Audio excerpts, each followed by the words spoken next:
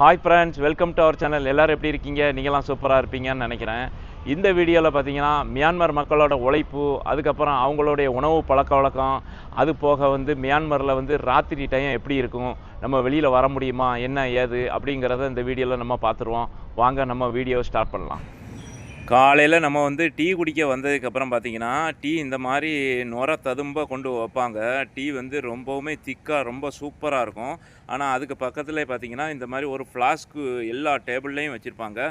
அந்த ஃப்ளாஸ்கில் என்ன இருக்குதுன்னு பார்த்தீங்கன்னா, இதில் வெறும் தேயிலையை போட்டு, தேயிலைன்னா இலைய போட்டு அதை கொஞ்சம் போல் காஞ்சிருக்கும். அந்த பச்சை இலை கருகருன்னு இருக்காது.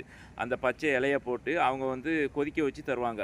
அது டீ தண்ணி மாதிரியே தான் இருக்கும். ஆனால் ரொம்ப ஸ்ட்ராங்காக இருக்காது. எல்லா கடையில் போனாலும் இதே சிஸ்டம் தான். இந்த டீயை குடிச்சிட்டு அதுக்கப்புறம் இதை குடிப்பாங்க. இந்த மைதா மாவு இருக்குது பாருங்க, அதில் இந்த மாதிரி ஒரு செய்கிறாங்க. இது ஒரு வித்தியாசமாக இருக்குது. நான் நினச்சேன் இதில் வாழைப்பழம்லாம் மிக்ஸ் பண்ணி சீனியெல்லாம் போட்டு அது ஒரு இனிப்பாக இருக்கும் அப்படின்னு நினச்சேன்.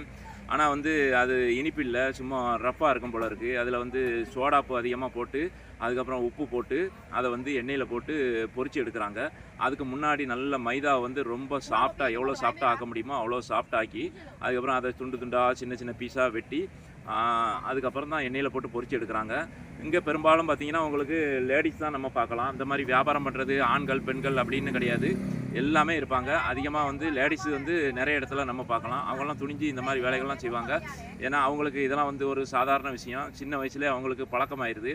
இப்போ இந்த பொண்ணு கூட பாருங்கள், அந்த மைதா முதல்ல சின்னதாக இருந்த உருண்டையை அப்படியே கொஞ்சம் கொஞ்சமாக அப்படியே பெருசாக்கி நீளமாக்கிட்டு இனிமேல் அதை துண்டு துண்டாக கட் பண்ணி அதுக்கப்புறம் அது எண்ணெயில் போட்டு அது பொரிச்சு எடுக்கும். அந்த கட் பண்ணுற ஸ்டைலே பாருங்கள், ரொம்ப சூப்பராக இருக்குது. இது ஒன்றுக்கு மேலே ஒன்றை வச்சு அது டபுளாக வச்சு அதுக்கு நடுவில் ஒரு சின்ன பள்ளம் மாதிரி போட்டு அப்படியே தூக்கி எண்ணெயில் போடுறாங்க. இப்போ பாருங்கள் அழகாட்டு அது எண்ணெய் கூட நல்லா கருகருன்னு இல்லை, அது நல்ல ஓரளவுக்கு ஃப்ரெஷ்ஷாக தான் இருக்குது எண்ணெய். இதை இப்படி போட்டு பொரித்து எடுத்துருவாங்க. அவ்வளோதான். இதில் சிம்பிளான வேலை தான், வேறு ரொம்ப கஷ்டமான வேலை கிடையாது. இதில் ரெண்டே ஐட்டம் தான். ஒன்று சோடாப்பு, இன்னொன்று உப்பு. இந்த ரெண்டு தான் இருக்குது, சீனி கூட இல்லை. Mix what mix? What do you say? No, you what? I don't know.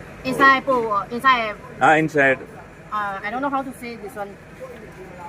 Okay, I ask the Burmese language. You tell. அந்த மைதா மாவில் ஒரு பச்சி ஒன்று போட்டாங்கல்ல, அந்த பச்சி தான் இது. அவங்களுக்கும் இவங்களுக்கும் கனெக்ஷன் இருக்குது. அவங்களுடைய சொந்தக்காரங்க தான் இவங்க. அவங்க அம்மாவா யாருன்னு தெரியல. அதுக்கப்புறம் இந்த கடலை, இது என்னது பயிறு என்ன இதுன்னு தெரியல எனக்கு. இந்த எல்லா ஹோட்டலில் போனாலும் இது தான் கிடைக்கிது. நான் ரொட்டி தர்றாங்க, அதுக்கப்புறம் இது தர்றாங்க. இதுதான் ஃபேமஸ்ஸு. நான் எங்கள் தாத்தா இருந்த ஊர்லேயும் பார்த்துட்டேன், இங்கேயும் பார்த்துட்டேன். அதுக்கப்புறம் கவுனி அரிசியில் இந்த மாதிரி காலையில் செஞ்சு வச்சுருக்காங்க.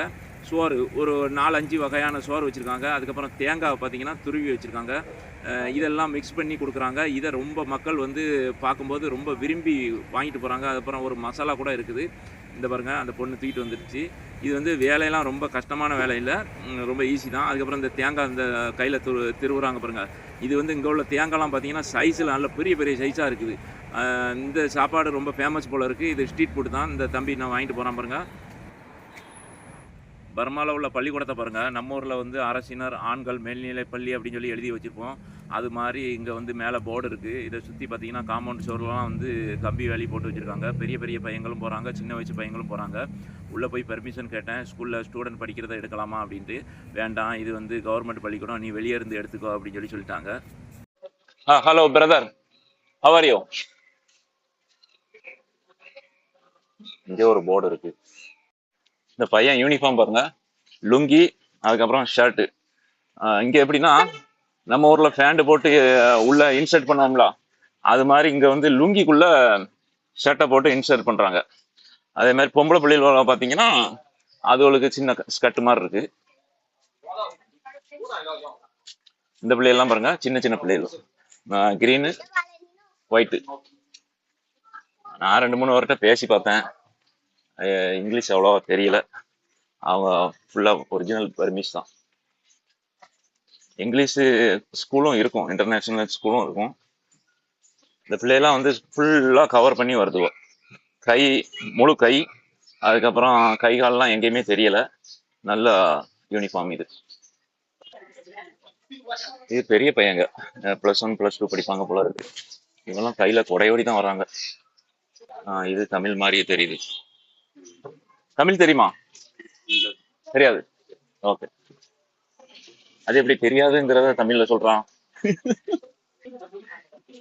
கையில லஞ்ச் பாக்ஸ், கொடை, அதுக்கப்புறம் பேக்கு. நண்பர்களே, நான் மியான்மர் வந்து ஒரு 10-15 நாள் கிட்ட ஆகிப்போச்சு. இங்கே வந்து தினமுமே மழை பெய்யுது. மழைனாலும் சாதாரண மழை இல்லை, கொடூரமான மழை பெய்யுது. இந்த மாதம் ஃபுல்லாகவுமே உங்களுக்கு மழை காலம்தான். இந்த மழையில் வந்து இந்த மியான்மரோட மக்கள் வந்து எப்படி வேலை செய்கிறாங்க பாருங்கள். நான் டெய்லியுமே பார்க்குறேன். இந்த சைடாக தான் நான் பள்ளிக்கு போவேன். அப்போ இந்த மக்கள் வந்து இந்த குழிக்குள்ளே தண்ணி கட்டி கிடக்கும். அதுக்குள்ளே இறங்கி அவங்க வந்து அந்த வேலை பார்க்குறது, அந்த மழையை வந்து அவங்க பொருட்படுத்தவே மாட்டாங்க. அவங்களுடைய வேலையை வந்து டெய்லி இதே மாதிரி பண்ணிக்கிட்டு இருப்பாங்க. அதே சுறுசுறுப்பு, அதே ஆக்டிவ். ஏன்னா ஒரு டவுசர் மட்டும் போட்டுக்கிடுவாங்க. மேலே மழை பெஞ்சிக்கிட்டே இருக்கும். அவங்களுடைய வேலை வந்து ஸ்டாப்பே ஆகாது. இது ஃபுல்லாக அவங்க தான் இப்போ எல்லாருக்கும் இந்த வீட்டில் குடிநீர் குழாய் இணைப்பு கொடுக்குறாங்க. ஏற்கனவே இருந்திருக்கு, அதெல்லாம் பழசாக போச்சுன்னு சொல்லிட்டு இப்போ வந்து புதுசாக இணைப்பு கொடுத்துட்ருக்காங்க. இப்போ இந்த மழை எவ்வளோ ஓங்கி அடிக்குது பாருங்கள். கொஞ்சம் நேரத்தில் பார்த்திங்கன்னா அந்த பள்ளம்லாம் வந்து நிரம்பிடும். ஆனாலும் அவங்களுடைய வேலை வந்து சுணங்காது. ஏன்னா வேலை வந்து இப்போ மழையாக இருக்குது, நம்ம பிறகு இந்த வேலையை செஞ்சுக்கலாம் அப்படின்னு சொல்லி நினச்சா அது நடக்காது. ஏன்னா மழை வந்து எப்போ வரும்னே தெரியாது. அதே மாதிரி வந்தாலும் அது பாட்டுக்கு பெஞ்சு தள்ளிக்கிட்டே இருக்கும். இவங்க வந்து மழையை வந்து பொருட்படுத்தாமல் அவங்க பாட்டுக்கு அவங்க வேலையை செஞ்சுக்கிட்டே இருக்காங்க. காலை நேரத்தில் வந்து மியான்மரோடைய ரோடு எவ்வளோ க்ளீனாக, எவ்வளோ சுத்தமாக, ஒரு டிராஃபிக் இல்லாமல் இருக்குது. இப்போ இன்னும் கொஞ்சம் நேரம் ஆச்சுன்னா கச்சான்னு கார்கள் அதிகமாக வரும். இப்போ இந்த விடிய காலையில் பார்த்திங்கன்னா ரோட்டில் பார்த்திங்கன்னா எங்கேயுமே குப்பை இருக்காது. அந்த அளவுக்கு நீட்டாக க்ளீனாக வச்சுருப்பாங்க. அதேமாதிரி மக்கள் நடந்து போகிறதுக்கு பார்த்திங்கன்னா அந்த ஜீப்ரா கிராசிங் இருக்குது பாருங்கள், அது இருக்குது. அப்புறம் அந்த சிக்னலில் பார்த்திங்கன்னா எல்லா சிக்னல்லுமே இந்த மாதிரி நம்பர் வந்து ஓடும், கவுண்டவுன் நம்பரு. அந்த நம்பர் முடிஞ்சதுக்கப்புறம் தான் இப்போ கிரீனாக அது மாறும். இது வந்து நிறைய சிக்னலில் வந்து 60 செகண்ட் வரைக்கும் கொடுக்குறாங்க. அது வந்து ரொம்பவுமே சூப்பர். நம்ம வந்து அந்த டயத்தை தெரிஞ்சுக்கிட்டு நம்ம போகணுமா வேண்டாமாங்கிறத நம்ம முடிவு பண்ணிக்கலாம். இங்கே வந்து டிராஃபிக் வந்து அதிகமான டிராஃபிக்கு, பைக் இல்லாட்டாலுமே டிராஃபிக் ரொம்ப ஓவராக இருக்குது. இப்போ வந்து அதை கண்ட்ரோல் பண்ணுறதுக்கு ஒரு சூப்பர் சிஸ்டம் வச்சுருக்காங்க. என்னென்னு பார்த்தீங்கன்னா, இந்த வாடகை டாக்ஸி, வாடகை வேன்லாம் இருக்குல்ல, அதெல்லாம் விட்டுட்டு சொந்தமாக வண்டி வச்சுருக்கேன் தெரியுமா, அந்த மாதிரி வண்டிகளுக்கு வந்து ஒத்தப்பட நம்பரு ஒரு நாளைக்கு ஓடும். இன்னொரு நாள் பார்த்திங்கன்னா ரெட்டப்பட நம்பராக ஓடும். அதாவது நேற்று ஒத்தப்பட ஓடிச்சுன்னா அந்த வண்டி மறுநாள் ஓடாது. இன்றைக்கி ரெட்டப்படையில் ஆரம்பிக்கக்கூடிய வண்டி இன்றைக்கி ஓடும். இப்படி அது வந்து மாற்றி ஓடும். அதனால் ஓரளவுக்கு அப்படியுமே டிராஃபிக் அதிகமாக தான் இருக்குது. எல்லா வண்டியும் ஓடிச்சின்னு சொன்னால் ரொம்ப கஷ்டமாயிரும். இங்கே வந்து இன்னொரு முக்கியமான ஒரு பழக்கம் இருக்குது. அதாவது நம்ம சாப்பிட்ட எச்சி பிளேட்டு, தட்டு, அதுக்கப்புறம் கிளாஸ் எல்லாம் இருக்குல்ல, டீ குடித்த கிளாஸ் எல்லாம் வச்சுருப்போம். இது வந்து நம்ம எவ்வளோ நேரம் நம்ம உட்காந்துருந்தாலும் சரி, அது இங்கே தான் இருக்குமே தவிர அதை யாருமே எடுத்துகிட்டே போக மாட்டாங்க, நம்ம கிட்டே வர மாட்டாங்க, அது அப்படியே தான் இருக்கும். அப்போ இது ஏன் இப்படி எடுத்துகிட்டு போக மாட்டேங்கிங்க அப்படின்னா, நான் இப்போ நம்ம ஊர்லலாம் பார்த்திங்கன்னா நம்ம சாப்பிட்டுட்ருப்போம், கடைசியில் ஒரு 2-3 வாய் இருக்கும் இலையில். அந்த இலையை எடுக்கிறதுக்கு பார்த்திங்கன்னா பக்கத்தில் வந்து ஆள் நிற்கும். அப்போ நமக்கு அது வந்து ஒரு இதாக இருக்கும், மனசுக்கு சங்கடமாக இருக்கும். என்னடா இது, நம்ம சாப்பிட்டு முடிக்கிறதுக்குள்ளே இவங்க வந்து நிற்காங்களே அப்படிங்கிற மாதிரி இருக்கும். ஆனால் இங்கே வந்து அந்த பிரச்சனை இல்லை. அப்போ நான் வந்து அந்த தமிழ்கார அக்காட்ட கேட்டேன், எதுக்காக வேண்டி அதெல்லாம் எடுக்க மாட்டேங்கிங்க, நம்ம ஊர்லலாம் எடுத்துருவாங்களே அப்படின்னு சொல்லி கேட்டதுக்கு, இங்கே உள்ள பழக்கம் அது. அதாவது யார் என்ன சாப்பிட்டா, எவ்வளோ சாப்பிட்டாங்கிறது சில நேரம் கணக்கு வழக்கு தெரியாமல் போயிடும். அதுக்காக வேண்டி எல்லா ஹோட்டல்லையுமே இந்த மாதிரி செய்வாங்க அப்படின்னு சொல்லி சொன்னாங்க. மியான்மரில் பார்த்தீங்கன்னா இந்த தண்ணி கேன் கொண்டு வர்ற வண்டி இது தான். இதில் நிறைய பாட்டில் வச்சு ஒரே நேரத்தில் கொண்டு வருவாங்க. அதே மாதிரி டேப்லாம் பார்த்தீங்கன்னா சீல் பண்ணியிருக்கோம். அதே மாதிரி கேப்பும் சீல் பண்ணியிருக்கோம். இந்த எல்லா பாட்டில்லையுமே வந்து இந்த நல்லி இருக்கும். நம்ம நல்லியை திறக்கும்போது மேலே வந்து கேப்பை நம்ம திருட்டு டைப்பு கொடுத்துருப்பாங்க. அதை லேசாக ஓப்பன் பண்ணி விட்டோம்னா நல்லா தண்ணி சரசரன்னு வந்துடும். ராத்திரி இப்போ பார்த்தீங்கன்னா யாங்கோனில் 11 மணி ஆச்சு. 11 மணிக்கு ரோடு எப்படி இருக்குன்னு பாருங்கள். கொஞ்சக்கான ஆட்கள் நடமாட்டம் குறைஞ்சிருது. ஆனால் அங்கே கடைகள்லாம் வந்து 9 மணிக்கெலாம் மூடிடுவாங்க. அதுக்கப்புறம் சாப்பாடெலாம் கிடைக்காது. ஆனால் வெளியில் எல்லாம் ஆட்கள் சகஜமாக தான் இருக்காங்க. ஒரு சில கடைகள் திறந்துருக்கும், சில கடைகள் 24 மணி நேரம்லாம் இருக்குது. இது பார்த்திங்கன்னா பார்பர் ஷாப்பு, முடி வெட்டிகிட்டு இருக்காங்க. மற்ற கடையெல்லாம் அங்கெல்லாம் இருட்டடைஞ்சு போய் கிடக்கு பார்த்தீங்களா. இதெல்லாம் காலையில் தான் திறக்கும். ஹோட்டல்லாம் வந்து மூடிடுவாங்க. ஏன்னா மக்கள் நடமாட்டம் அவ்வளோவா இருக்காது, குறைஞ்சிரும். 11 மணிக்கு எப்படி நம்ம ஊர்லேயே அடங்கி போயிடும், அப்புறம் இங்கே மட்டும் எப்படி இருக்கும். அதனால் இங்கே வந்து அந்த அளவுக்கு பயம்லாம் கிடையாது. அழகாக இப்போ நான் வெளிநாட்டுக்காரன் தான், நான் பாட்டுக்கு அப்படி போகிறேன் வர்றேன், ஒரு பிரச்சனை இல்லை. தெருவில் பார்த்தீங்கன்னா 1-2 பேர் அப்படி நடந்து அங்கே இங்கேயும் போவாங்க. சில பேர் இந்த கடையை மூடிட்டு போகிறது, அதுக்கப்புறம் டேக்ஸி ஓட்டுறவங்க வந்து பார்க்கிங் பண்ணிவிட்டு வீட்டுக்கு போகிறது, இந்த மாதிரிலாம் நடக்கும். ஹோட்டல்லாம் இப்போ மூடியாச்சு. இந்த முக்கியமான இந்த சின்ன கடைகள், இந்த பான், பீடா, சிகரெட்டு இதெல்லாம் கூட ராத்திரி இருக்கும்.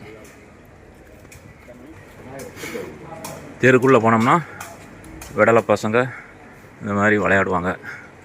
இது பால் மாதிரி இல்லை, ஏதோ ஒரு கூடையில் பண்ண மாதிரி இருக்கும், ஒரு வித்தியாசமாக இருக்கும். பாருங்க, காலிலே தான் தட்டுவாங்க. சூப்பராக இருக்கா.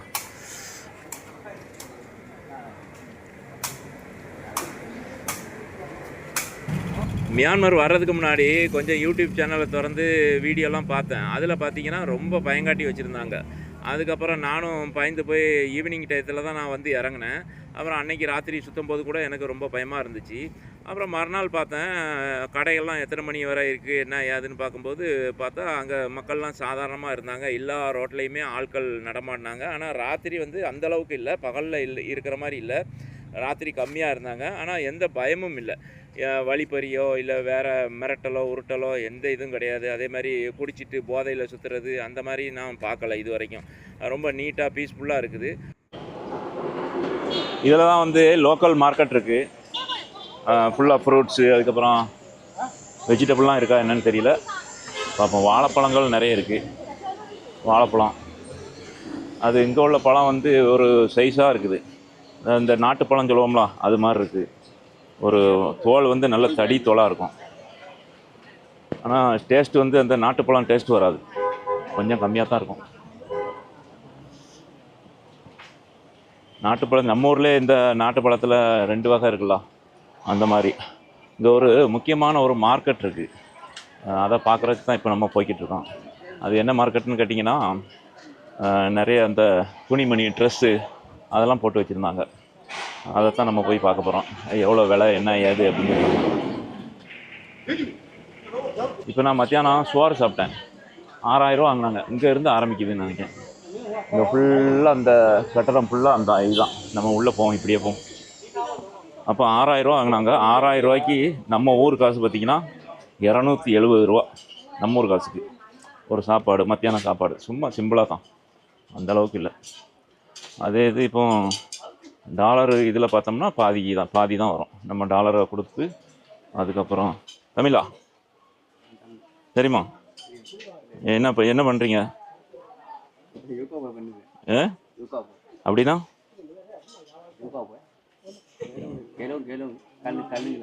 கல்லா? சரி. இதில் கல் கிடக்குமா? சரி. இது என்னது? இல்லை முதல்ல அது என்ன பொடி? அது என்ன பொடி தெரியாதா? எதுக்கு யூஸ் பண்ணுறது? மசாலாவா இல்லை தலைக்கு தைக்கிறதா? மருந்தா? சரி. ஓகே. சரி, பாருங்கள். உங்களுக்கு தமிழ்நாட்டில் எந்த ஊர் தெரியுமா? தமிழ்நாட்டில் உங்கள் பூர்வீகம் எந்த ஊர் தெரியுமான்னு கேட்டேன். தெரியாது. உங்கள் அம்மா அப்பாலாம் எல்லாம் இங்கே தான். சரி, பாருங்கள். அப்போது அந்த கணக்குக்கு பார்த்தோம்னா நமக்கு அதில் பாதி ரூபா தான் வரும், 135 ரூபா தான் வரும். அதனால் இந்தியா ரூபாய்க்கு இவ்வளோ வரும்னு சொல்லிட்டு வந்துடக்கூடாது, அது சொல்லிக்கிறேன் முதல்ல. எல்லாம் மசாலா பொருள், சின்ன கடைகள் தான், ரொம்ப குட்டி சந்து, போக வரலாம், பெருசாலாம் வழி கிடையாது. இதுக்குள்ளே தான் வாங்கிட்டு போகணும். ஒரு பெரிய பஜார், பழைய காலத்து பஜார் போல் இருக்குது. உள்ளே பூரா மரக்கட்டையில் பண்ணியிருக்காங்க. நாட்டுக்கோழி இருக்குது.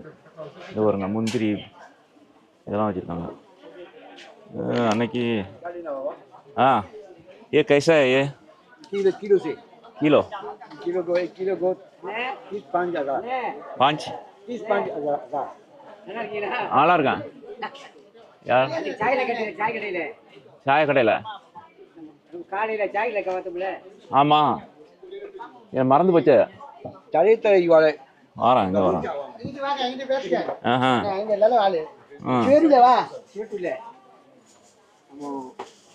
மஜிகிரி முனையில சாய் கடையில் நீங்கள் சாய் குடிச்சு வரும்போது நான் வந்து அவருக்கு சம்சம் தண்ணி கொடுத்தேன் பார்த்தீங்களா? கரெக்டு, போடுங்க. இப்போ ஞாபகம் வந்துட்டு எனக்கு. சரி. முதல் நாள் பார்த்தது. சரி, அப்போ இது ஏ பஜாரா? ஆமாம், ஏ பஜார் தான் இது. இது எவ்வளோ வருஷமா இருக்குது? இது வந்து 110 110 வருஷம் ஆயிடுச்சு இந்த பஜார். சரி சரி. நீங்கள் எவ்வளோ நாளாக இருக்கீங்க? நம்ம இருக்கிறது வந்து 40 வருஷம் போல ஆயிடுச்சு. சரி பரவாயில்ல, மாஷா அல்லாஹ். வருஷம் ஆயிடுச்சு. சரி. இது ஏ பஜார். உங்களுக்கு வியாபாரம் எப்படி இருக்கு? நல்லா இருக்குது. வந்து உங்களுக்கு சரக்குலாம் எங்கேருந்து வரும்? சரக்கு இப்படி தான் வெளிநாட்டு வரும், இங்கேயே வாங்கிக்கிறது. ஆமாம். சரி ஓகே. சரி, ரொம்ப சந்தோஷம். Okay okay okay. பஜாரினுடைய வெளிப்பக்கம் எப்படி இருக்குன்னு பாருங்க. அவ்வளோ பர்மா பஜார் மாதிரி அந்த அளவுக்கு போகுது, அங்கே வரைக்கும் போகுது. சரியான பஜார். இது எல்லாமே வந்து உள்ளூர்காரங்களுக்கு தான் இது சரியாக வரும். வெளியூர்காரங்க யாருமே பெருசாக நான் பார்த்ததும் இல்லை. தாய்லாந்தில் வேணால் பக்கம் பக்கமாக ஆள் இருக்கும். இங்கே இவங்க உள்ளூர்காரங்களுக்கு தான் போட்டிருக்காங்க இதெல்லாம். இனிமேல் தான் வெளியூரில் இருந்து இந்த நாட்டுக்கு வரணும் மக்கள். அது இங்கே கொஞ்சம் வர்றது கொஞ்சம் ஈஸியாக இருந்து பிரச்சனை இல்லாமல் இருந்துச்சுன்னா எல்லோரும் வந்துடுவாங்க, படையெடுத்து வந்துடுவாங்க. இப்போ பயந்து தான் வர வேண்டியிருக்கு எல்லோரும், எதுவும் நடந்துருமோ அப்படின்ட்டு.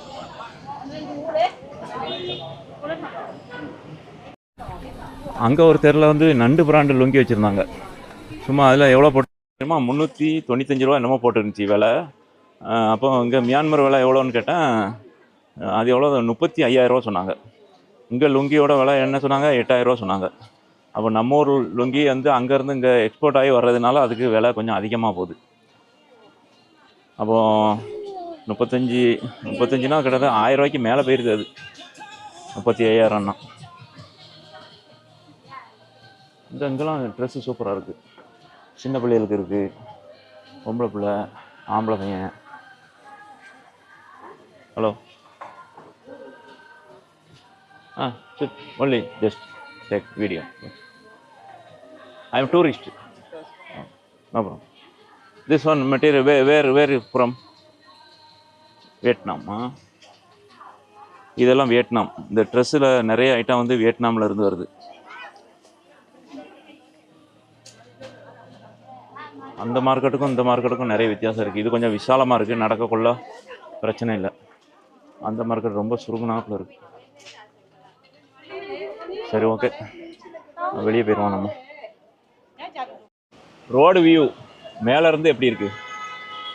இங்கே கொஞ்சம் டிராஃபிக்காக இருக்காங்க. முன்னாடி சிக்னல் இருக்குது. இந்த சைடில் இங்கேயும் கொஞ்சம் ஃப்ரீயாக இருக்குது. அதுக்கப்புறம் இந்த சைடு போகணும். இது ஒரு ஸ்கொயராக இருக்குது இந்த பாலம். எல்லா சைடுமே இறங்கிக்கலாம். ஒரு சைடில் ஏறி ஒரு சைடில் இறங்குறது கிடையாது. நம்ம எங்கே வேணாலும் இறங்கிக்கலாம். இந்த பக்கம் இறங்கிக்கலாம், இந்த சைடில் இறங்கிக்கலாம், எல்லா இடத்துலையுமே இருக்குது. இங்கே பாருங்க. இப்போ நம்ம வந்தோம்ல, இந்த சிங்கப்பூர் ஃபுட் ஜங்ஷன் ட்ராகன் டகோன் ஸ்டேஷன். எனக்கு ஒரு ஆள் சொன்னாங்க, முன்னாடி வந்து இந்த இதுக்கு வந்து டகோன் அப்படின்னு தான் பேர் இருந்துச்சு. அதுக்கப்புறம் அந்த டகோனை தான் வந்து மாற்றி ரங்கோன் மாற்றி அதுக்கப்புறம் யாங்கோன் ஆயிருக்கு. அந்த இதுதான் அந்த பேர் தான் வச்சுருக்காங்கன்னு நினைக்கிறேன். நேராக பார்த்தா சூளை பக்கோடா அது ஒரு புத்தர் கோயில். அது நேராக இருக்கும் அந்த ரோட்டுக்கு நடு. எல்லா ரோட்டில் இருந்து 4 சைடு ரோட்டில் இருந்து பார்த்தா நேராக இருக்கும். அதில் போய் சந்திச்சுட்டு அதுக்கப்புறம் தான் அந்த ரவுண்டானால் சுற்றி தான் வெளியே போகணும். இது வந்து இதுவும் ஒரு கோயில் தான். இது அந்த டிசைனை பார்த்தாலே தெரியுது, இது வந்து உள்ளூர் கோயில். இந்த சைடு ரோடை பார்ப்போம் இது எப்படி இருக்குது.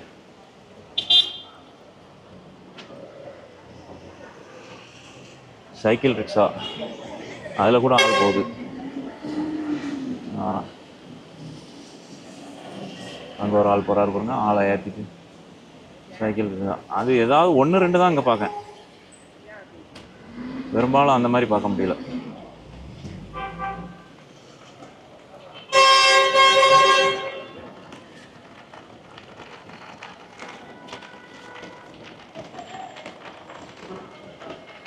சூப்பர்.